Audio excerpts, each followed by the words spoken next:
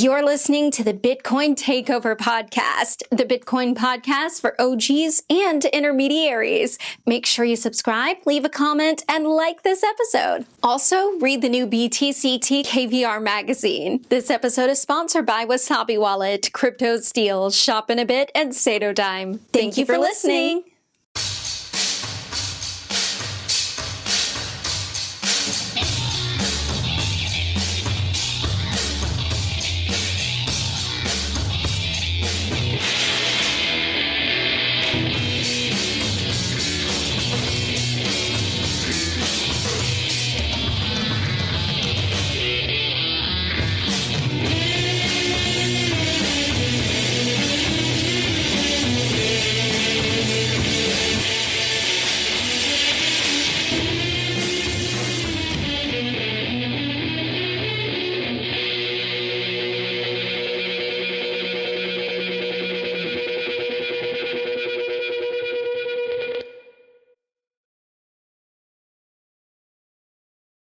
Hello there and welcome to the Bitcoin Takeover Podcast. I am Vlad and this is season 14. I'm still your Bitcoin influencer and I'm here in Prague, still influencing influencers next to the new CEO of Trezor. His name is Matej Zak. He has been with the company for longer than 4 years. The last time I was here, I interviewed Stick, Pavel Rusnak, who was the CDO at the time. He got replaced, and then Slush got replaced as CEO. And I'm here to see what's going on, man. Like, you're the new CEO. Is Trezor still the same company? Yeah, so first, thanks for having me. It definitely is still the same company. I wouldn't put it as that Stick and Slush got replaced because they are the full owners of the company, and they are still very much involved in everything we do. They are definitely still very active in the strategic direction of the company. And yeah, we basically meet with them every day. You know, you actually met, I think, Slush today at the office. So yeah, not much has changed in that regard. I think the new management, which we have, is basically, focusing on executing the company very efficiently, getting ready for the next bull market, and sort of scaling the operations and everything that we do, sort of deliver in the highest quality possible and at scale. So that's why we are here. Right. So what is new with Trezor? Because it has been some very exciting months. I mean, not exciting for the market, but exciting in general for Trezor. Since FTX, I guess your sales have increased tremendously. And then with the Ledger situation, I guess the people who were into Ledger got into Trezor now. Is the company expanding? Are you guys getting bigger with the sales? Yeah, so as you say, exactly. So first bigger spike we saw with the FTX. I think it was our second strongest week in the history of the company. And then the strongest week was with the Ledger recovery announcement. So that's what happened. And in general, I think you mentioned something like the market is not doing as well. I think the positive side of that thing is we are in a bear market for sure, but the bear market is way stronger than the last one. So in terms of sales of hardware wallets, so I think that's very cool because I think we are seeing that the market is getting more mature in that sense, and that more and more people in the world want to do self-custody and want to do it with hardware wallets. So I think that's very cool, and as a result, yes, we are growing. I think we have now 10 open positions, but we will announce more. We actually have some new updates that we need more people to deliver those. So yes, we are, I think, doing well. I can see that you're in this building, which is fairly large, and there are lots of employees here, many of whom I did not see last year when I was here. So is the company expanding? How many employees do you currently have? Yeah, so we have around 110 people. I think that's that's around that number. As I said, we are growing more, and yes, over the last years, we grew tremendously. So I think we actually kind of doubled in size in the last, let's say, 18 months. That's impressive. So you doubled in size in the last 18 months. Yes, and it's not just Trezor as the sort of flagship company of the Satoshi Labs holdings, because we are a holding of 4 companies, but there are colleagues from other companies as well. Innovity, Tropic Square, and Vexel as well, which I guess we will talk about Tropic Square as well. So it's basically in total I think it's around 150 people in this building alone. Yeah, you foreshadowed my next question because I was going to ask you about Tropic Square and what's going on. When I interviewed Stick, and it was in the room next door, he mentioned that the new Tastic chip, which is open source, was in testing phase or something like that, and it was ready for production. Are you guys in production phase, or what's going to happen? Not yet. So we are still in the testing phase. So the chip is currently tested for basically side channel attacks, so for specifically the application in hardware wallets. So that's obviously very important for us, right? Because that's the main application that we are considering for this chip. It's not the Trezor company that's running this operation. It's just as a disclaimer, I'm not the CEO of Tropic Square. So it's in testing phase, and we are hoping to see the production be ready, let's say at the end of 2024, and then to be on the market in sometime in 2025. I was going to speculate because we are here in Prague, just a few days before BTC Prague, which by the time I publish this interview will have already happened. And my speculation was that since Trezor is the biggest sponsor of the event, that you guys are going to make a big announcement about a new hardware wallet that might have the new security chip in it. Yeah, so I guess since this should be, as you say, is going to be released after Bitcoin Prague, there's no need to speculate on this. But there is not going to be a huge announcement of a new product. But we have something that we will share with the world very soon this year, and it's going to be great, and sort of breakthrough in the company and for the home market, etc. So, but yeah, it has not happened in the last couple of days, unfortunately. Yeah, so it's not going to be in a couple of days during the conference. It's going to be in 2 weeks. Not really. It's going to take a little longer for Trezor, but the other companies in Satoshi Labs holding have some announcements to make. So they will make the announcement on Bitcoin Prague. Yeah, I was thinking right now that Trezor has been around since 2014, I think. That's when it was launched on the market. So correct. You are 9 years old this year. Next year, you're going to be 10 years old. Is there going to be a big celebration of the Trezor One? And also, another question, is the Trezor One still going to be supported? Because that one is almost 10 years old, and it's impressive that you're still releasing firmware updates for it. So on the history of company, I think we will actually celebrate the 10th anniversary of the company being officially established as an entity in, if I'm not mistaken, November this year actually. So we are getting close to the 10-year anniversary. On the Model 1, yes, for sure. We still, it's a good question. We still update the device, regularly. We have firmware team, then sort of operating system in the device that is constantly being updated. Security is always like a moving target. There's always new threats and new things we can improve, of course. And so the Model 1 is still being updated, but with that announcement I mentioned at the, let's say, last quarter of this year, then I think we will move from Model 1. Sort of, we have to sort of differentiate two things. One is creating new features and delivering new features for the given product, and then maintaining security updates. So those security updates, they will definitely be there for the upcoming years, for many years to come.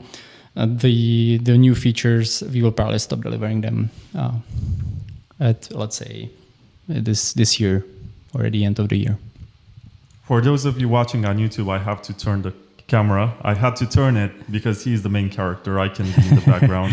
Look at his beautiful baby blue eyes. He's like a movie star. And me sweating in this little room. I'm sorry about that as well. Yeah, TV studios, you know what it's like, superstars. Yeah, all the lights and yeah, it's hard to manage. So coming back to the idea of a new Trezor hardware wallet, we should not expect it this year. Is that what you're saying? I believe you can expect it this year. We are doing everything for this new product to be delivered in this year, and I believe we will. So new Trezor this year with the new open source chip. No, sorry, not the open source chip. It's not going to be there. The open source chip we will have to wait for probably another 2 years. Honestly, it's very hard thing to do. It's really like a very innovative approach to try to, break sort of the industry of the layers of NDAs and IPs under different NDAs. So it's a hard thing to do. Obviously, we mentioned the chip is in testing phase, so it's very important. So it's not just secure, but also it can be produced. It could be mass produced as well. That's very important. So. And it simply takes time, right? So you probably will have to wait for that couple more years. Yeah, so on the topic of the new hardware wallet, I was going to fall here. What should we expect from it and how much about it can you reveal?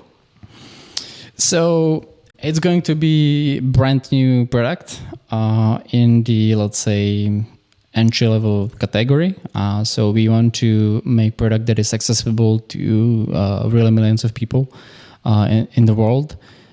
We know there's still way too many people on exchanges, and we want to give them a product that they can use in a simple way that is easy to understand for them, and they can still enjoy. I mean, they can still enjoy obviously the security, but also all the other features that they could do before as well. So the device will have, I think, very nice design. I enjoyed it very much. It's beautiful. I think we are moving into this sort of consumer electronics market where, we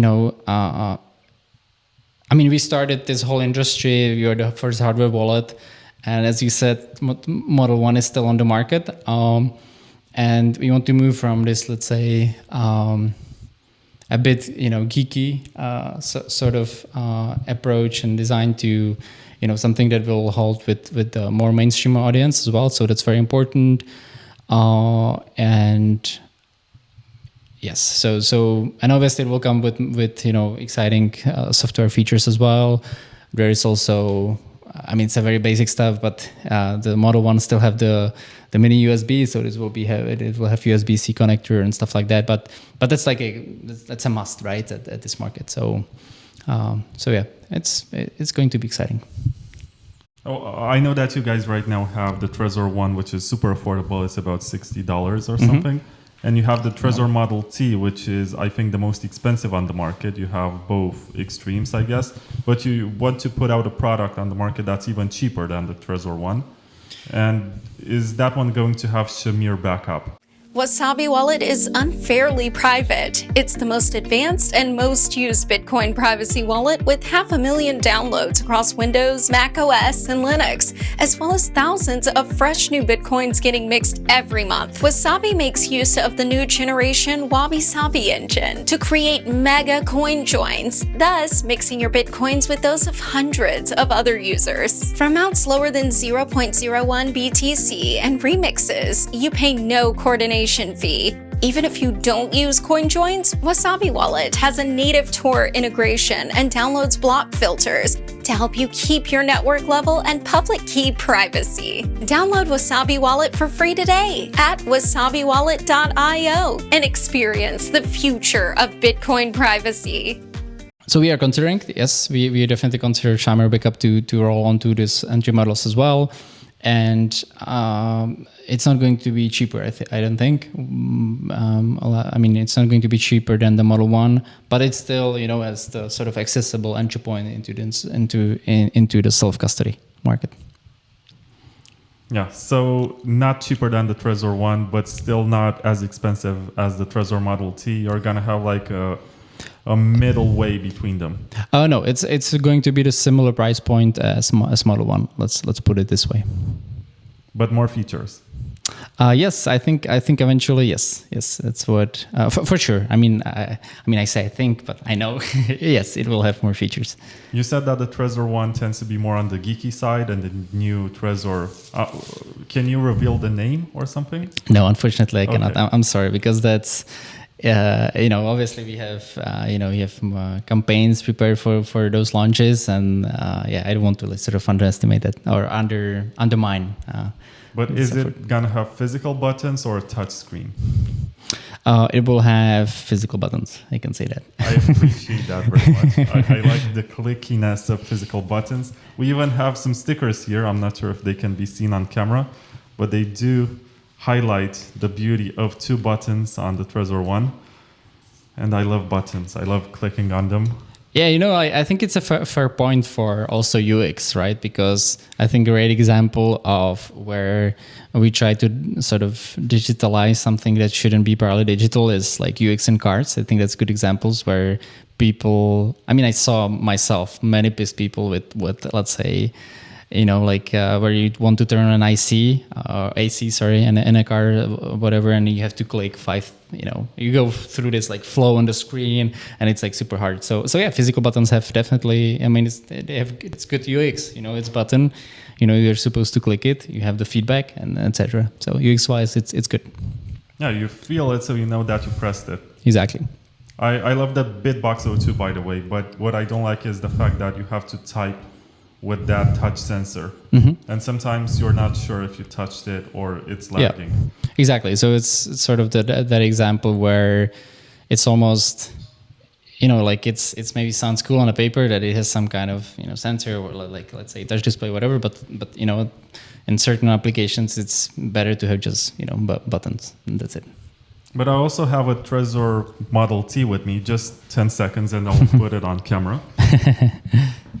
Right, so I grabbed my Trezor Model T, which I have had for quite a while. And let me tell you, Mr. CEO, that I don't like that my fingers are fat and sometimes I try to touch the screen. And with that keyboard input, it's not always optimal. I need to get a pen. And the pen is like $1. It's not a big deal. But still, to use with my fingers, it's not perfect yet. Yeah. So the new one, are you saying it's going to be better? Yeah, Vlad, I hear you. So yes, we are talking about the model that we will introduce this year that will have buttons, but we will introduce another model next year that is not going to have buttons. It will have touch display as well, and that specific problem is going to be fixed. I promise. I know for sure, because that's we are.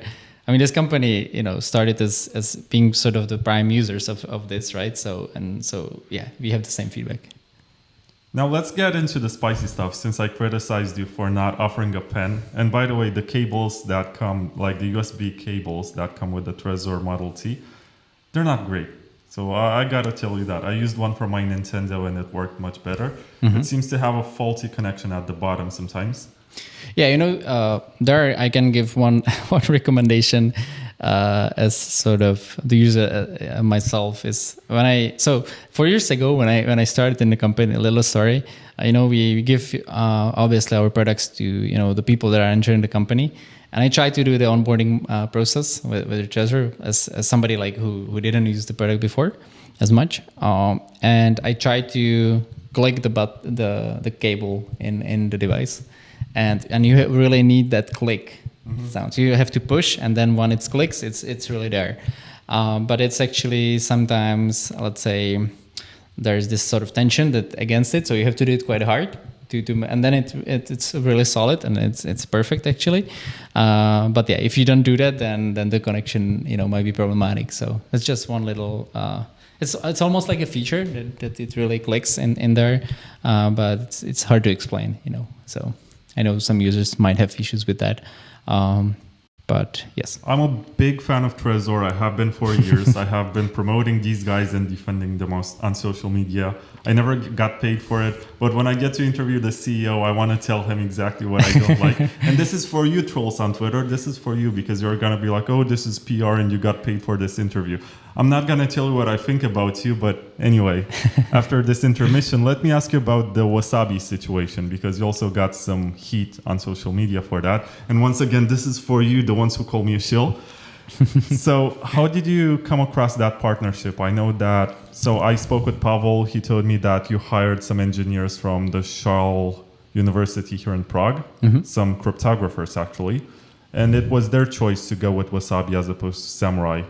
What is the entire story? Because this has been like a 3-year project to integrate CoinJoins into Trezor Suite. Correct. So there's a couple, let's say, point of view on this story. So one, we are strategically looking for sort of to implement new services in Trezor Suite, our software product, where users could enjoy some new features. So it's basically building new feature set in our product. So that was kind of the need. We always say, or I say this in presentation, that self-custody equals security multiplied by privacy multiplied by usability. That's sort of the key 3 pillars of self-custody. So obviously the privacy part is very important, and we always look for new features, how we can help users sort of be more behave in more privacy oriented way, and it's not just CoinJoin. There are other features that we have and proactively built in all our products. And so it was like an obvious choice. Like we wanted to do it. In terms of why we choose specifically Wasabi, I think it's mainly for the third pillar. Honestly, it's the usability part, where we thought Wasabi were a strong partner because they have a lot of users. They provide liquidity for the CoinJoins, which is very important, because then the privacy is enhanced by the number of users basically conjoining their coins, and it's also the UX, because the UX is simply better or the best on the market. So that was the choice, and then maybe it's important to say that we are sort of the UX, or let's say the interface of Wasabi in Trezor Suite, but Wasabi is still the main, not the main, is the coordinator of the actual CoinJoin as a backend sort of the feature of the service. So. CryptoSteel is the original Bitcoin cold storage backup, and it's been innovating self-custody since 2013. Designed and manufactured in Europe from the finest and most resistant stainless steel, the CryptoSteel cassette and the CryptoSteel capsule are industry standards. These cold storage devices are made to resist house fires, extreme floods, and physical shocks. You can also use CryptoSteel to store your important passwords, BIP39 passphrase, or Nostr private key.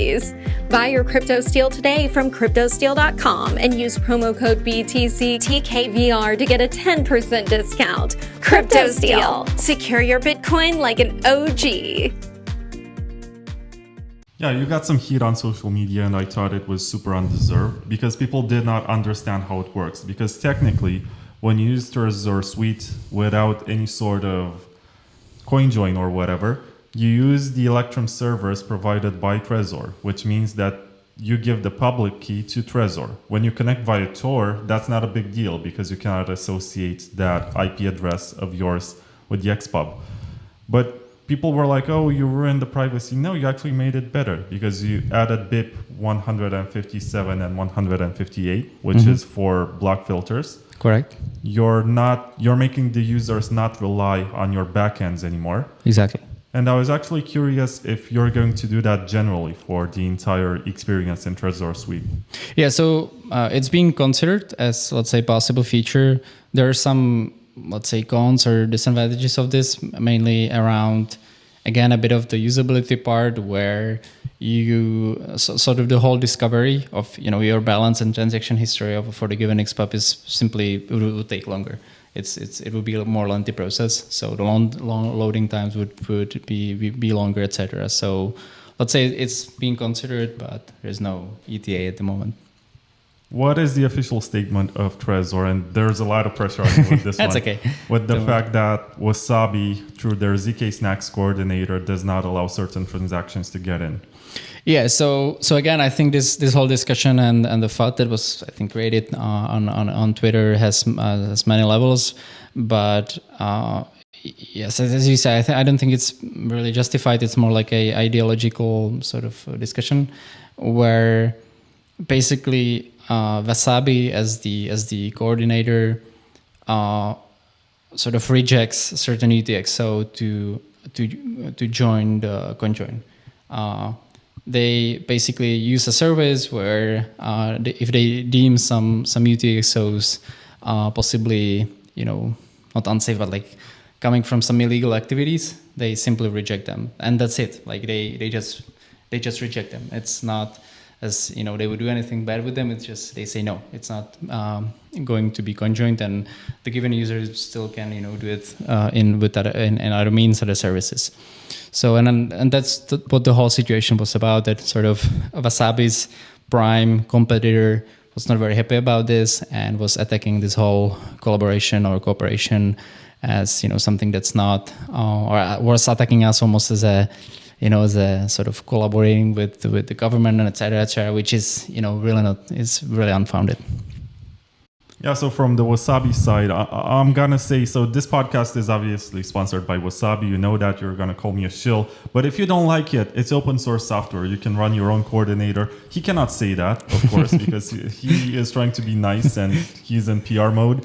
But you can run your own and you can see how far you can get with that one. If you get like 10,000 Bitcoin liquidity in a month, see who knocks on your door and what happens and for how long you can keep it pure. But that's another discussion. Let's talk about... Okay, so behind you here, there's this privacy section of the Bitcoin white paper, which obviously this entire wall has the entire Bitcoin white paper, and this is symbolic because we wanted to do the interview in this room from Trezor's office. And obviously this is about privacy, and I was going to ask you, what kind of other privacy types does Trezor offer outside of CoinJoins? Mm-hmm. Remember the paper wallet? Ah, yes, the good old days when you printed your Bitcoin private key on an offline computer? It was so fun, but not really easy and totally not secure. Today, we have Dime, a chip card that acts just like your good old paper wallet, but with all the modern security features and top-notch functionality. It turns your Bitcoin into a bearer asset, which you can easily trade in person. Thanks to NFC, you can use the Dime card with your smartphone. Creating a new pair of Bitcoin keys takes just 2 swipes. Check your balance in real time, create multiple key pairs. Whenever you want, you can reveal your Bitcoin wallet's private key with just a single click. The simple, uncluttered interface lets you quickly see if a key pair has been unsealed. Finally, the cold storage you've been looking for. Available now on dime.io. So yeah, we have I think the most important is Tor. So we can really enable Tor in Trezor Suite, and you're being protected by the network. So it's probably the most impactful. And as you mentioned, for CoinJoin, it's like a given thing. It's rooted in the feature. The other I would mention is for example, analytics in Trezor Suite is strictly opt-in. So really, you have to sort of allow your analytics to be run on the product analytics, right? As something that helps us tremendously to improve the product. That's the key point. And even there, even if you are sort of providing the analytics in Trezor Suite on the simply product or feature level, we don't track any balances, no device IDs, etc. There's nothing we can identify the users. Obviously, everything's anonymized and etc. I would probably mention also on the eShop that we don't really. We have this saying that the safest data is the one you don't have. so we actually proactively delete our customer data again. So it's not after, I think, 3 months, if I'm not mistaken, or it's being, again, like anonymized as well. And it's, it's simply something that in case of any malicious behavior, any hack we could face, etc., there's no way how you could connect the particular order of the device to the user actually using the device in Trezor Suite, for example. Yeah, and this is very important because Tor does not allow any sort of association between the coins and the IP address of the user. So correct. Trezor has no idea where you're from. You get a new identity every time you open Trezor Suite. And also on the delivery side, I think this is because of the Czech jurisdiction, as the Czech Republic is friendly to privacy. Mm-hmm. But for example, Ledger is based in France, mm-hmm. and that's a big problem. I'm not going to make a comment on that. Let me say, the ugly stuff. But as far as I know, after the terrorist attacks that took place in 2015, the law has been changed so that they have to store that information, not just them, Ledger. Every business that sells stuff, they have to store customer information for about 10 years. And it's not optimal to do privacy-related business in France. It's why Ledger, I guess, doesn't care much about privacy. And they try to push products that make it easy to self-custody up to the point where it's no longer self-custody. But that's another discussion for another day. But it's useful to know where your hardware wallet comes from when you order it. Because different countries have different policies. And in Europe, especially in the Czech Republic, they're much friendlier. Also in Switzerland, I think they have a similar policy. But they can delete the customer data. I guess you still store the information about the order, but you delete the name and the identity of the person. We technically anonymized the order, so we really have no idea, who that was. And by the way, it's interesting. I didn't know about this jurisdiction specifically in France, so it's quite interesting. And I will have a look into it because I was an exchange student there in 2015, and I did see that it was militarized up to the point where you would walk in the subway train, and there were two soldiers with guns. Just standing there watching you. And I do know that they have strict data retention laws just because of these attacks, and they're more paranoid. So from this point of view, France is not a good place for privacy products. Got it. For security, it might be nice. I mean, I can't say anything ugly about Ledger with the exception that they're not open source. I mean, you can say if you want, but I'm not sure if you want to. No, maybe what I can add is I think the recent launch they had, and as we know, it was it created a lot of fun in the community and or in the community because let's say in the Twitter vocal community, and I think it kind of showed that the open source make a lot of sense and that the community cares for open source solutions. And so that has always been, the Trezor way, and that's the way we continue on. Yeah, I was just thinking right now. So what I have here is the Trezor Model T, but there's a video by Slush, the former CEO, on YouTube. He posted it during the Kickstarter campaign in 2013 or 2014, where he takes a Trezor One and he puts it on the wheel, under the wheel of his BMW, and that's durability test, and basically it still works after he takes it from under the wheel after he walked. What's sort of like a rollover? He ran over it. Yes, ran over it. Yes. So, do you take durability very seriously? You're gonna have a new device. What kind of testing do you do for it to see if it lasts forever? Do you put it in the washing machine? Do you drop it from a tall building? Yes, sorry. These devices are not primarily sort of designed for super hard condition, like that you couldn't burn them on fire, etc. That's not the key point. This device, but there are different. Let's say there are other products where as we know, the most important thing is the seed phrase, is those 12 or 24 words that you save. And that's really important that it doesn't get burned or thrown away or etc. or made as a digital copy or something like that. So the device itself are of course we are thinking of durability and for the product to be useful for many years. As you mentioned at the beginning, Trezor One will have 10 years anniversary and it still works. It's still a product that the users can use. So there's a lot of tests we do, for example, with the buttons. So they, endure certain amounts of clicks. We test obviously the chassis, the display, etc., etc. But basically everything that's in the electronics. But I just wanted to say it's not some a military grade bulletproof thing. It's not that. It's not the point. But we obviously test for durability.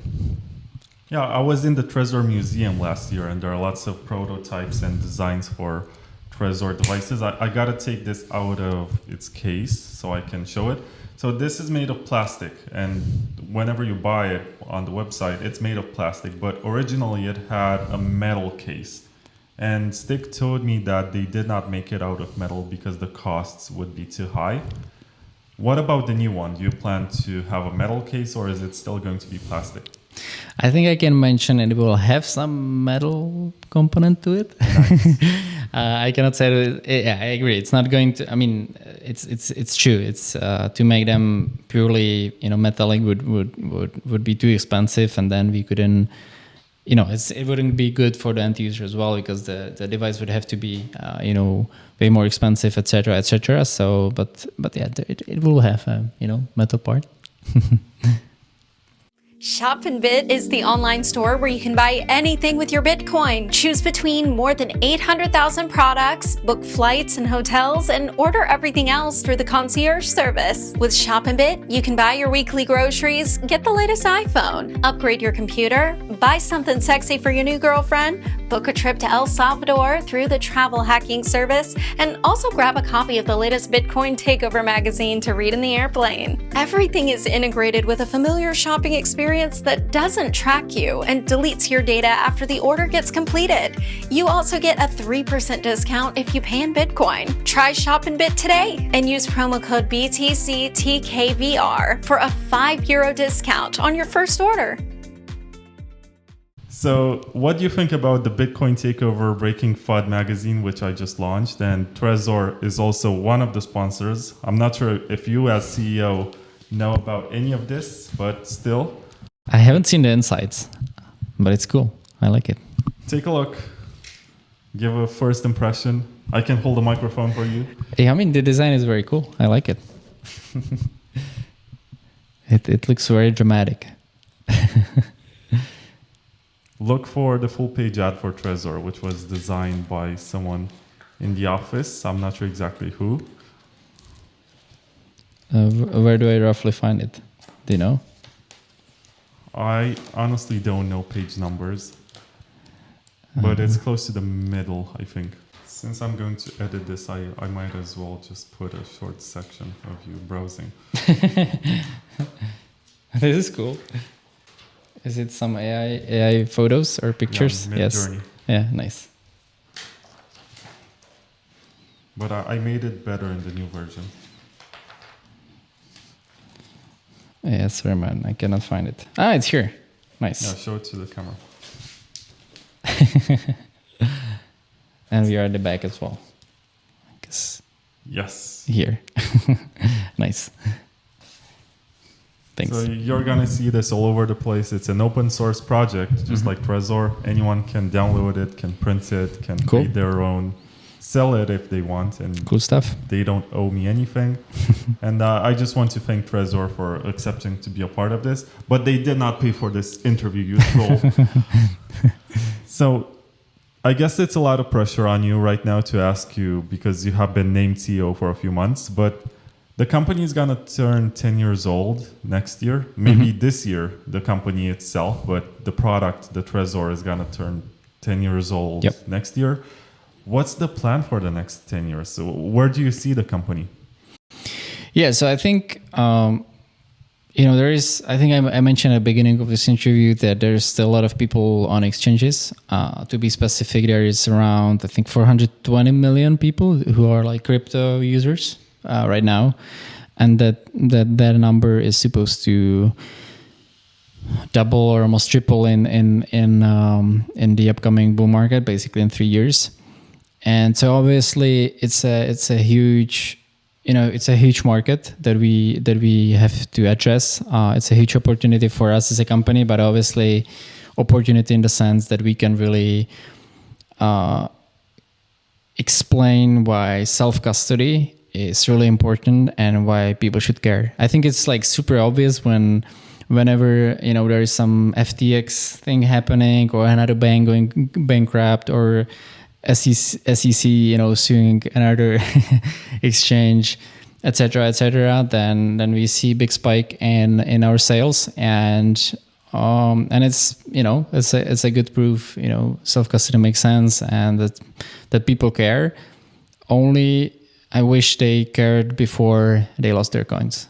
like in the sense that it's too late, when these bubbles happen. So I think in 10 years, I can really imagine, to be very specific, that we have millions of users, dozens of millions of users globally. I really believe we can talk of tens of millions of users in self-custody, specifically in Trezor. And the way to do it, we really have to be, easy to use for the newcomers who simply basically have to close what's called in UX the knowledge gap between the education needed, or the lack of education, where we need to educate the users on why self-custody is really important and the ways how they supposed to do it. And on the other side of the gap is basically the education needed, where it shouldn't be needed, right? In a way that the product is easy to use and you don't have to explain. It's very intuitive, it's very easy to use. And the difference between the users being educated and their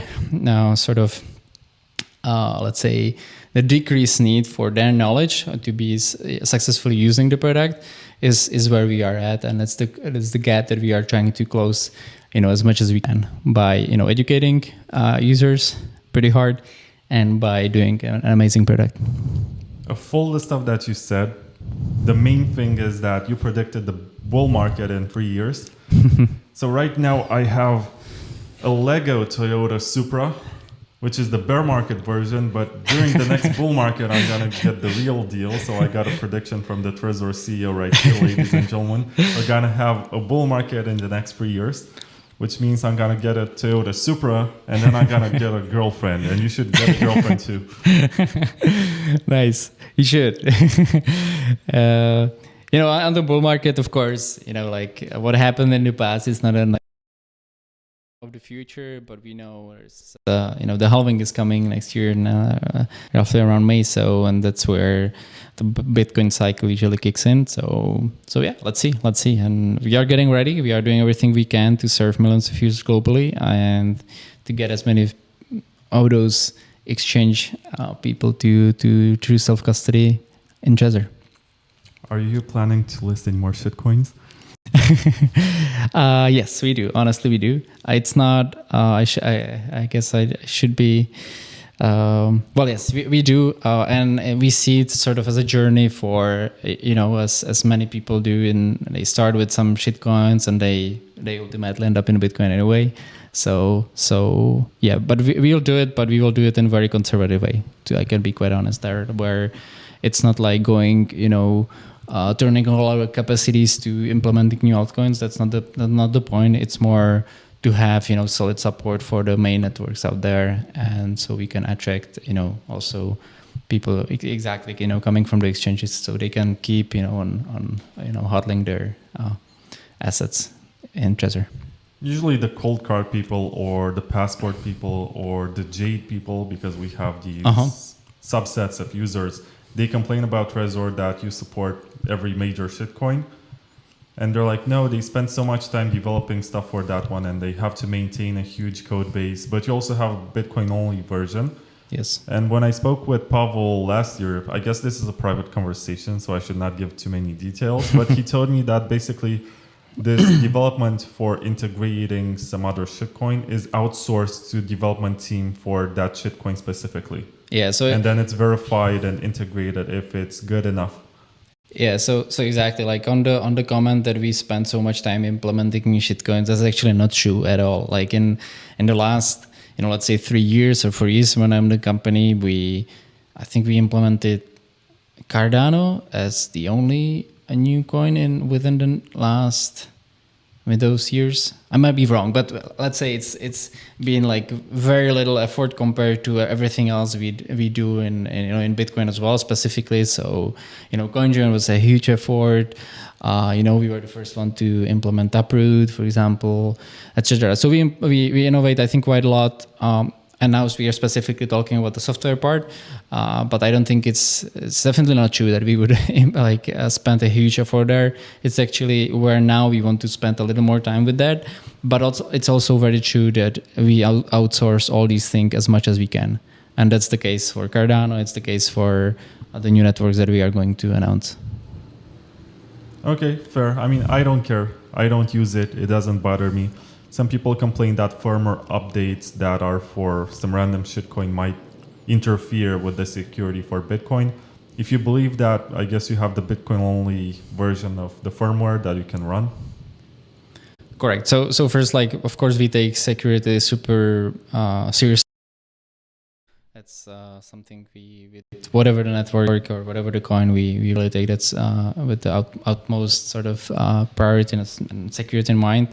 And yes, and we also have Bitcoin only firmware where you really, this is the only coin, the only money that you can use with that given firmware. So tell me, Matej, is that how you pronounce it? Yes, it's pretty good. Not Matej, Matej. You're going to have to get used to that. So where can people follow you and keep up with what's going on with you personally and with Trezor as a company?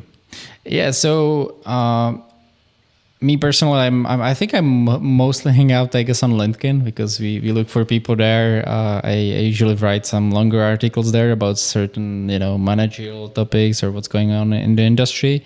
I'm also on Twitter. I'm not a huge Twitter user, to be honest, so I'm mostly passive there. And I think you follow me on Instagram as well, or we follow each other on Instagram, where honestly I just share, paragliding videos because that's what I do and over the weekends. So it's more like a sporty thing. I don't really talk about the business there, but or about Bitcoin. So I think LinkedIn and Twitter are probably the two outlets I hang out the most. I find it very culturally different between Europe and in Europe you have these soft CEOs who don't talk much. They do their job internally and they coordinate what they're supposed to do, but they don't really go on every podcast and talk, and they're not talking heads the entire time. But in the US, if you're the CEO, you have to be the spokesperson of the company. And actually the competitor for Trezor is in Canada, not in the US, I guess. But there are a couple of them in the US, but it's a different culture. Yeah, I think, yes. And also, I think me specifically, my story is that I'm becoming the talking head in a way. Quite honestly, I'm learning, I think public speaking, it's not my, like the best talent I have in let's say in those skills of the personality. So I think I'm trying to do that. I think it's important for the company. I think we have a lot of great things that we can say and that we want to say. And I think I'm starting to almost enjoy it, to come to talk to, sort of all kind of media outlets. There were some articles in Forbes recently as well, in the Czech version. So I'm doing that more and more. And I think it's also the point is I started this role. I've been shadowing Slush, the founder and the former CEO of the company for a long time before I came to this role. But also I'm a CEO just from January, so it will also take some time, before I will be, I guess, seen more on podcasts and all kind of outlets. I very much look forward to seeing your face all over the place and these Paul Newman blue eyes. Thanks, man. And I'm not sure if I have any more questions at this time. There's a lot happening here at Trezor. You have lots of employees who are busy. It was hard for us even to get this room because there are others who do more important stuff. But of course, we had to take it because he is the CEO. And this is the Bitcoin Takeover podcast. If you're listening to this, make sure you subscribe and hit all the buttons on the screen except for the one with the thumbs down. But if you hit that one, I'm going to find you, but I cannot find you because I don't know who you are. But I'm going to launch this thread anyway. Thank you very much, Matej. Thanks for having me, Vlad. Follow him everywhere and keep your eyes close to him because he's gonna do big stuff. Thanks. We will. Ciao. Thank you for listening. Make sure you subscribe, leave a comment, and like this episode.